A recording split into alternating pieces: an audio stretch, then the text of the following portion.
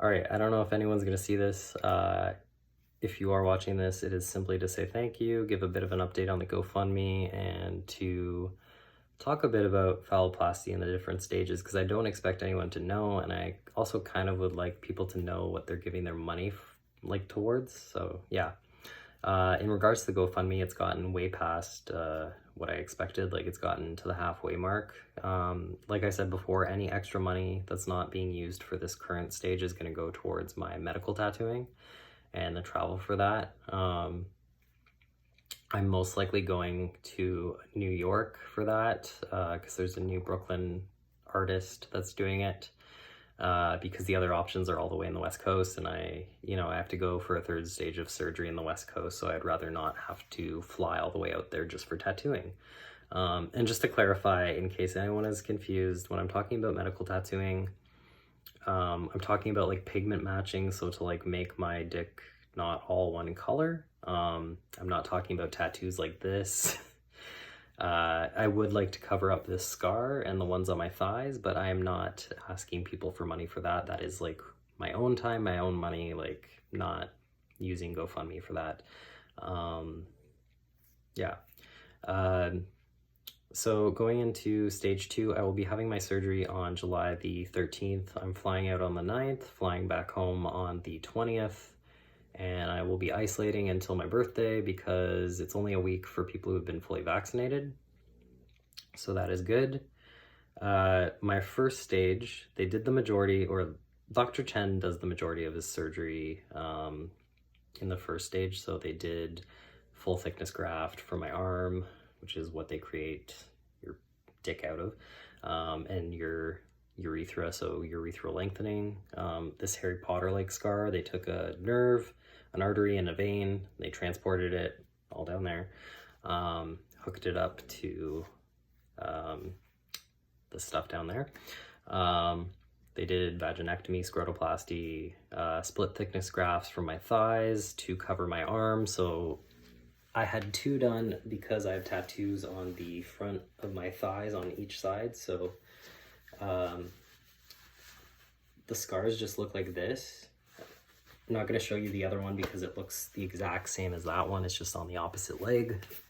And that is what's covering my arm right now. So it's not just like tendons and muscle sticking out, because that would be pretty gnarly. I mean, the scar itself is pretty gnarly already. So, but yeah, all of that was done in stage 1. So they do the majority of things in stage 1. It was an 8-hour surgery. I had 10 people working on me all at once.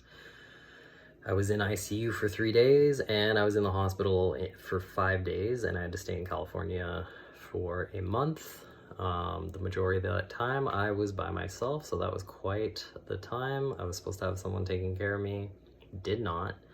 I had a complication because of it. I had necrosis, which is tissue death.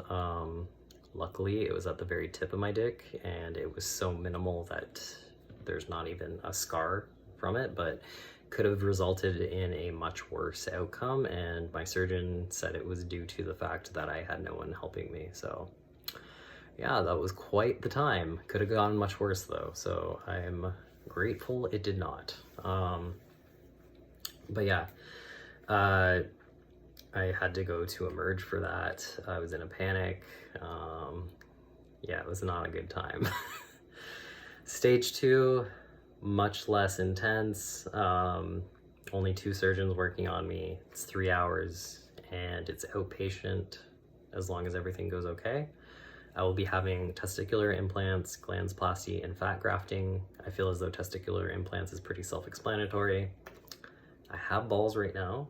They're just a little bit empty, for lack of a better term, because you can't put the implants in when you first create everything. There's already too much going on at once.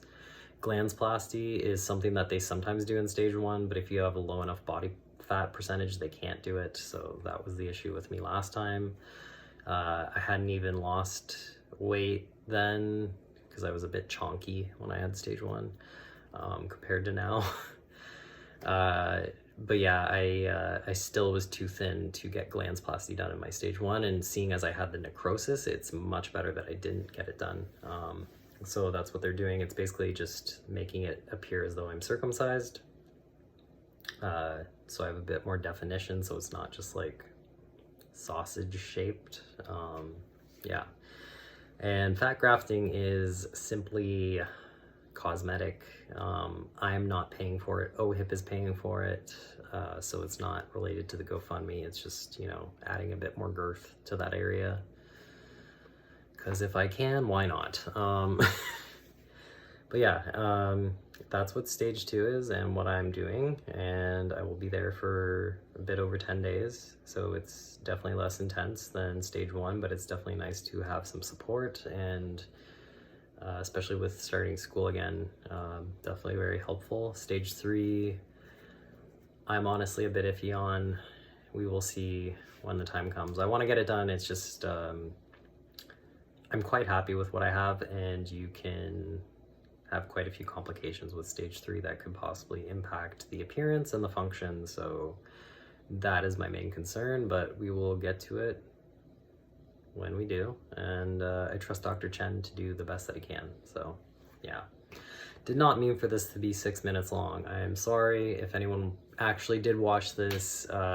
Thank you, appreciate it. Again, appreciate everything everyone's done for me, past and present, future. All right, that's it.